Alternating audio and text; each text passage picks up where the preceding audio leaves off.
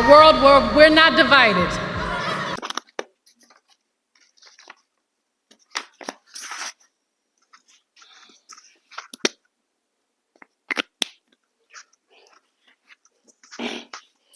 Est-ce que ça t'arrive d'apprendre l'anglais avec des célébrités?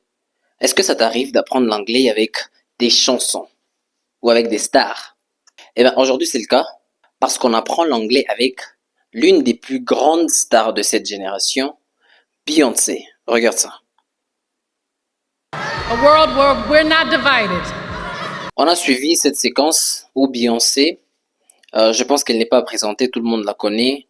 C'est une très grande chanteuse, célèbre en tout cas. Mais il y a ceux qui préfèrent Rihanna et ceux qui préfèrent Beyoncé. Bon, enfin bref, nous ne sommes pas sur ce sujet-là, nous sommes là pour apprendre l'anglais. Elle dit A world where we're not divided. Je vais mettre ça au tableau. A world where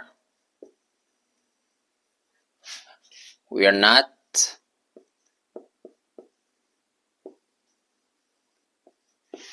divided.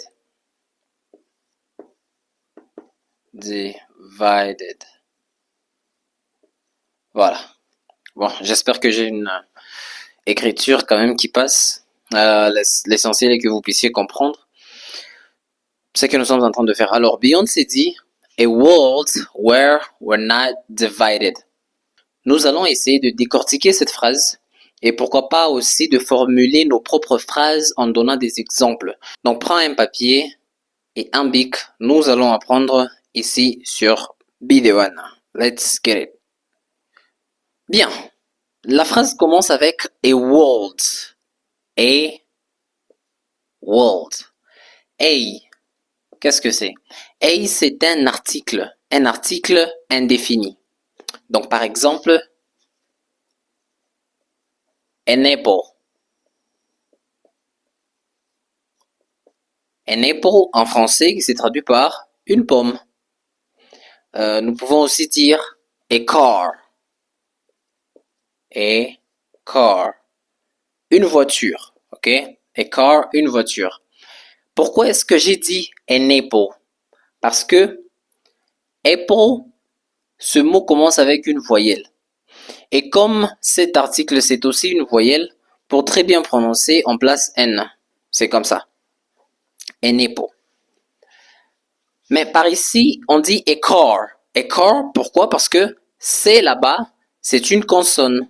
Et comme c'est une consonne, on ne va pas encore mettre N. On va juste laisser a car. Je vais donner un autre exemple. A shirt. A shirt. Déjà pour la petite signification, les amis, a signifie en français un ou soit une. A shirt, une chemise. A car, une voiture. An apple, une pomme. You got it?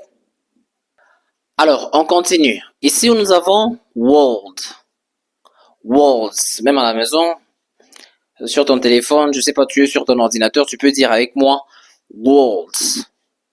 World veut dire monde.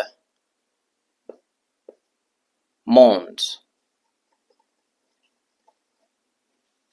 Le monde.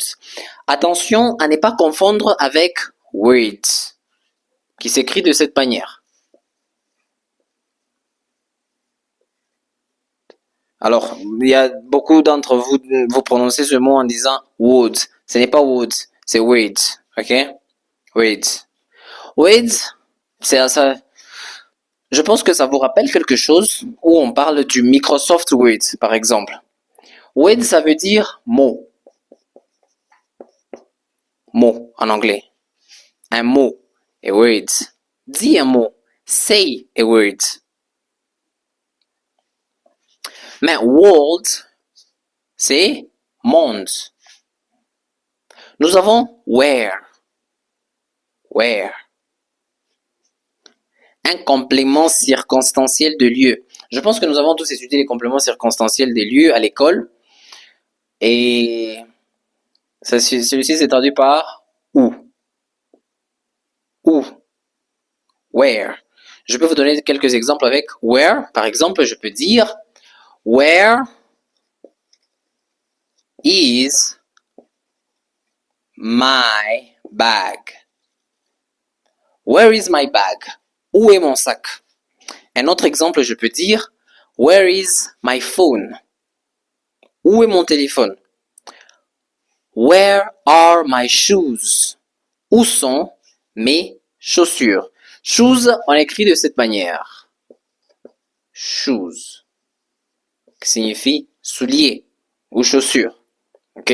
Where? We're not divided. We're, ici, c'est une contraction. Et c'est la contraction de we are. We are. We're, si tu ne veux pas dire we're, tu peux aussi dire we are. Ok? We are, c'est en anglais. En français, ça s'est traduit par nous sommes. You are, vous êtes. Ou bien you're, comme ça. You're. You're. Tu es. Ou soit vous êtes. Nous avons aussi they are. Ils sont. Et pour aussi contracter they are, ça devient there. C'est la même chose. Quelqu'un peut dire there ou bien they are. You ou bien you are. We're ou bien we are, c'est la même chose. It's the same thing. Je me rappelle lorsque j'apprenais, quand j'apprenais l'anglais aussi, quand j'étais vraiment débutant, ça me compliquait, ça pouvait aussi, ça m'arrivait d'avoir des complications juste pour comprendre surtout comment prononcer you're, there, we're. Je pensais que ça pouvait signifier autre chose, mais non, ça ne signifiait pas autre chose. C'était vraiment aussi simple que cela. Alors nous avons not. Not qui veut dire pas. We are not. Nous ne sommes pas. Divided. Divisé. Divisé.